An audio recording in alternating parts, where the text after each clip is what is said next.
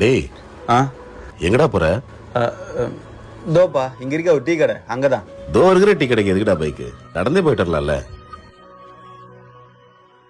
எப்ப பாரு எங்க போறேன் எங்க வரேன் அவர்கிட்ட இன்ஃபார்ம் பண்ணிக்கிட்டே இருக்கும், ஏதோ அக்யூஸ்ட் மாதிரி. டேய் தம்பி, வெயில் நேரத்துல எங்கப்பா போற? டேய் சொல்றா. எங்க வீட்டுக்கு தான் போயிட்டு இருக்கோம் அங்கிள். சரி சரி, இருட்டுறதுக்குள்ள வந்துருன்னு. கிளம்புறேன்ப்பா.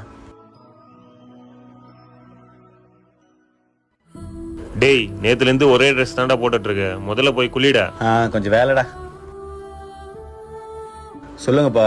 காலையில வீட்டுல இருந்து போனேன், இன்னும் சாப்பிட கூட வரல. எங்கடா இருக்க நீ? பா உங்களுக்கு இதே வேலை தானா? எப்ப பாரு எங்க இருக்க எப்ப வருவேன்னு கேட்டுக்கிட்டே இருக்கீங்க.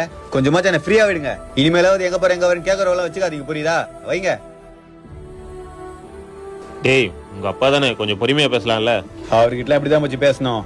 சரி நான் வரட்டா. டேய் அங்கிள், உங்க பையனுக்கு ஆக்சிடென்ட் ஆயிடுச்சு அங்கிள்.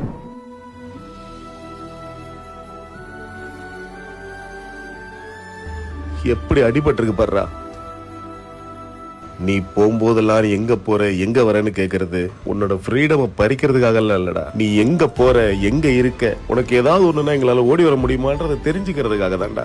நீ தப்பு பண்ண மாட்ட, ஆனா ஏதாவது ஒண்ணு தப்பா நடந்துருச்சுன்னா போலீஸ் ஸ்டேஷன் அது இதுன்னு உன் கூட இருக்கவங்களாம் வரமாட்டான்டா. இந்த பெத்த அப்பனும் ஒன்னே நினைச்சு வீட்டுல ஒருத்தி உட்காந்துட்டு இருக்கா பாரு உங்க அம்மா, நாங்கெல்லாம் தான்டா வரணும்.